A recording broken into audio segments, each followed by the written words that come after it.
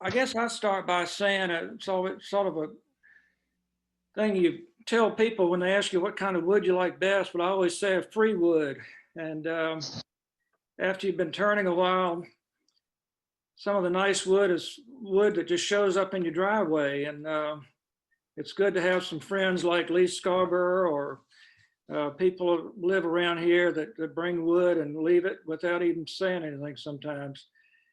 And I've got a piece I'll show you later that Amos brought me some real pretty maple that I like free wood, and I'll travel long distances for burl. If somebody says they have a tree with a burl, I'll help them out and do what I can to harvest some nice burl and share it when I can. A lot of what I see in turning and when I started is just experimenting. And I think Ray mentioned you learn by what you do and you learn by your mistakes. And I remember early on, Ray said he liked apple. And some of the nice wood I thought I had started turning green as apple, and it looked really fine until it sat for a few weeks and it just started cracking and popping and twisting. And I decided I couldn't use apple. But after a year or so, I went back to it and realized that that was a wood that if you worked with it properly, could be something really nice to work with. You also learn, or I had learned some woods that I thought were always friendly, would always treat me right, like Bradford pear. I never had a failure with Bradford pear until I think one time Dan Luttrell gave me a really big piece of Bradford pear, and I turned a piece, worked on it for a couple of days. It was a tremendous piece. And it sat and I just watched it crack wide open. It cracked almost perfectly in two pieces. So a lot of it has to do with technique, but also I think Ray touched on this, depends on how the wood grew, where it grew, the season that it was growing in, when it was cut. And then of course a lot is that, we say what we do with it, if you don't have your walls completely consistent thickness, or if you have not read the wood properly as far as knowing where the pith is or where particular faults of the wood might be, you can have a problem. I think about early turning. Somebody gave me some really what I thought was nice wood. It was the local Sweetgum. And if any of you turn Sweetgum, you know that's not too predictable. And it twisted and it turned, and I gave up on that. And then fairly recently, somebody offered Sweetgum, and I said, well, I think now I know more about the wood. I can probably work it and do some nice things with it. I want some wood that is going to twist and turn. So I'm going to turn it really thin the first time and just watch it then turn into interesting shapes.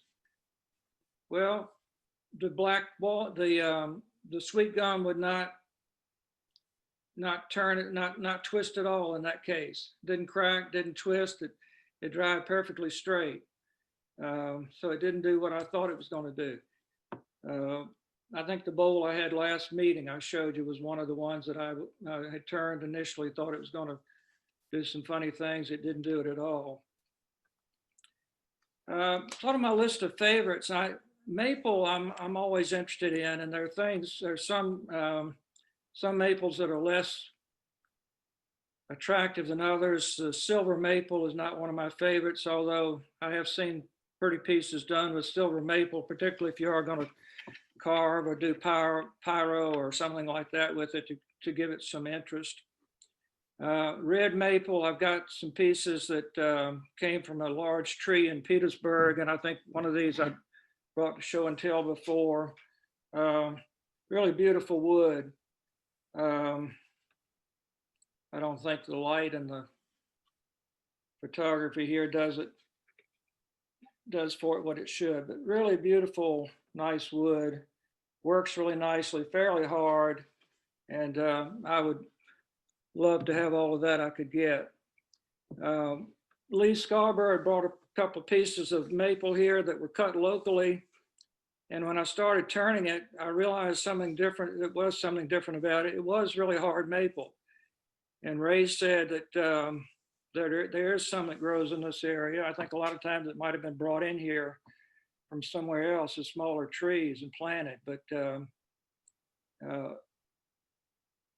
turning bowls out of hard maple is a real treat, and you end up with some beautiful pieces from the hard maple, particularly for nice little treen type bowls for nut putting nuts or treats in, just for small, watching TV use, that sort of thing. They really make nice bowls.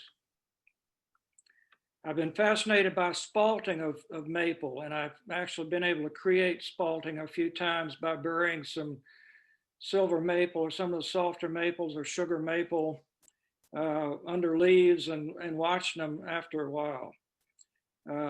Spalting really fascinates me, and there are a lot of articles that explore the science of spalting, and you can actually inoculate your woods and sometimes come up with spalting on your own. Of course, there are all kinds of figured maples that figure in maples that make the turning of them interesting, and you watch. It's just really nice to watch the figure develop, or to be able to turn in a way that maximizes the figure that's there. Sometimes it's a matter of uncovering it, and if you see something, sometimes you have to be careful where you're going because you might turn beyond it or something like that. So you've got to know how to read your wood. Ambrosia maple is really nice, and the ambrosia beetle, I guess, is a friend of ours, although some people might question the little holes they leave behind. And early on, I probably was trying to fill the little holes, but now it's nice to be able to explain to people that's where the ambrosia maple lived and put the pretty color in the wood that they like so much. Box elder is really nice, but it's really hard to keep if you find box elder with nice color to it, with red color, it doesn't last very long in the sunlight, and I haven't been able to do much to keep it there over a long period of time. Cherry is one of my go-to favorites. It's really good for carving. It's good for bowls in general. Most people really like cherry. It does darken some in the sunlight, but it really develops a real rich tone when it does that for the most part. I like Osage orange, and one of the pieces I turned was one of my favorites. I guess I turned fairly early on, but it was an Osage orange burl, and it just had some really unbelievable beauty to it. It does darken, as Ray says, but I've seen some pieces of Osage that developed a really nice, dark, rich color, and not so much something that would turn you off. But you need probably some burl or something there to make it interesting, and to keep it interesting. Barbara talks about holly. I love holly. It is one of the really good woods for carving. It's nice for some of the tall forms that I like to do, and you can really develop some beauty there with carving and with some of the texturing and using black color or by burning or by dyeing or staining. I mentioned Bradford pear. That's always a pretty good wood. I don't know whether all Bradford pear, as it gets really large, gets temperamental or not, or whether that just the little bit that I had was a problem for me.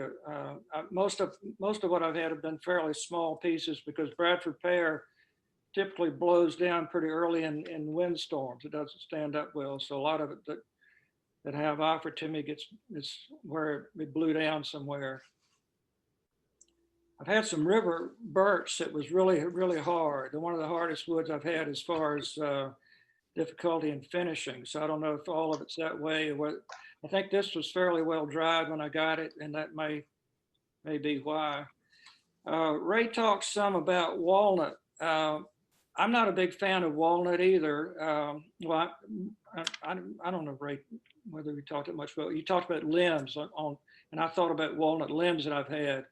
I'm not a big fan of walnut in general, but I have had some limbs that were given to me. If I looked for the limbs where the pith was fairly evenly centered, um,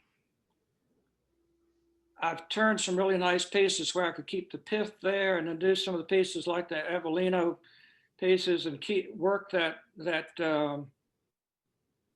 sapwood into it so that it contrasts with a darker wood. And it really, I like that. And haven't had any particular problem with it cracking when I've gotten pieces that had fairly centered pith.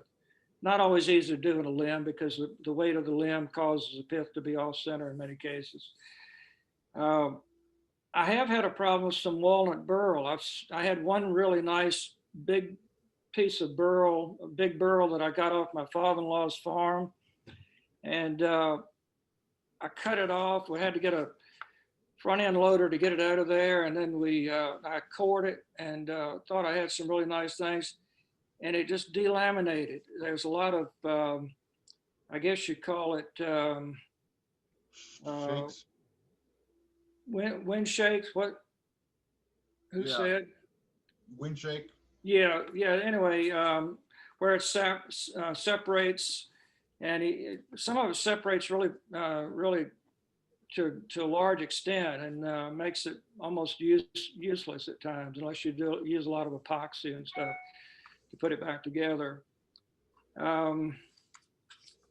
Some of the woods that I don't like to, well, I guess oak is one of my least favorites. Although if you want to get into ebonizing or sandblasting, you can do some fascinating things with oak. I bought a tree along with one of our club members once, and we worked a lot of oak. So I guess I had enough of it. I got tired of it after a while. As far as bought woods, I love big leaf maple. That's the only way to get that around here is to buy it, of course, have it shipped. I like manzanita burl. Ray Deo knows some of the history of the manzanita burl. He gave me a large one time, and I've still got it here. It turned a nice bowl with it. It's really pretty color. And there you go, back here somewhere. Yeah, some of you remember that bowl. You've got to watch it for rocks and inclusions in it. And most of it are roots that you buy from California. And a lot of them were destroyed by fires as the fires have gone through out there, so they are available. The Cuban mahogany carves really nicely. Avellino brought some of that when he came. And if I was looking for something just to do particular carving with, I think that would be one of my favorites. I bought several pieces of Australian burl. I remember one I bought, I think I paid $600 for it, and I looked at it for probably a year and a half before I had enough nerve to get into turning it. But so I don't like to pay the prices of some of the Australian burls. And these days, if you pay $600 for a piece of wood, your chances of selling it for something that you get your money back aren't too good. I think that particular one, I did sell enough to get my money back for the wood, but that was probably about it. The salmon gum is a pretty wood. There's another big one here. This is salmon gum. The light's not doing any of these much good here, but see that, well, not good light, but you get an idea of some of the grain there, the color and the grain. And yeah, here's a piece of walnut burl, just a small burl cap. You see that's hard to beat anywhere you go with something that looks like that. So anyway, local woods and looking for things that are unusual in local woods and being able to read the woods and know where to look for pieces that are most likely to have something that's particularly notable or beautiful. It's what it's all about, and I have fun with it. Thank you.